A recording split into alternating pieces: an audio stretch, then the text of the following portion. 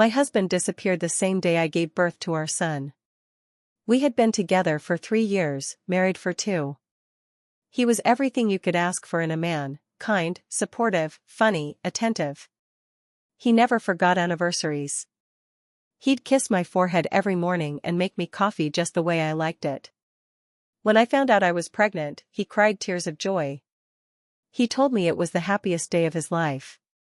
During my pregnancy, he was so involved. He read baby books, came to every appointment, and talked to the baby every night through my belly. I truly believed I had hit the jackpot. People around us used to say we were relationship goals. I felt lucky every single day. Then, on the night I went into labor, everything seemed normal at first. He was by my side the entire time, helping me breathe through the pain, holding my hand while we waited. He even joked to lighten the mood, just like always. When the doctors rushed me in for an emergency C-section, he kissed me and whispered, "I'll be right here when you wake up." But when I did, he was gone.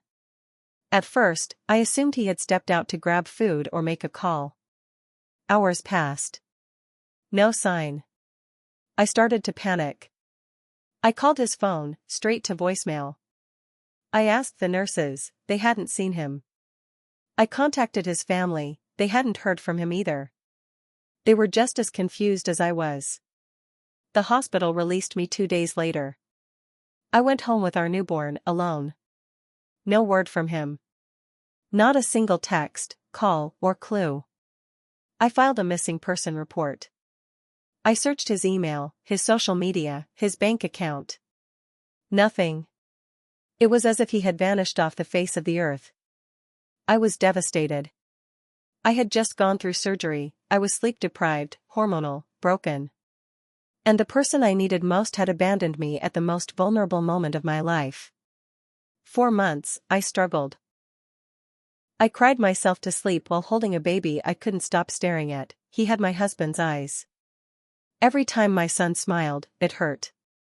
I imagined the worst, maybe he had a breakdown. Maybe something awful happened. Maybe he was dead in a ditch somewhere. The not knowing was torture. Then, 6 months later, I got a message from a friend who lived in another state. It was a screenshot from Facebook. A photo of a man sitting in a park, smiling, holding hands with a woman who was visibly pregnant. The caption said, *, can't wait to meet our little girl. *. It was him. He had changed his name slightly. Different haircut. But I knew that face. I felt numb. I stared at the screen for what felt like hours. He wasn't dead. He wasn't missing. He had simply left. I flew to that city the next day. I didn't tell anyone. I just needed to see with my own eyes if it was true. I followed them for a day.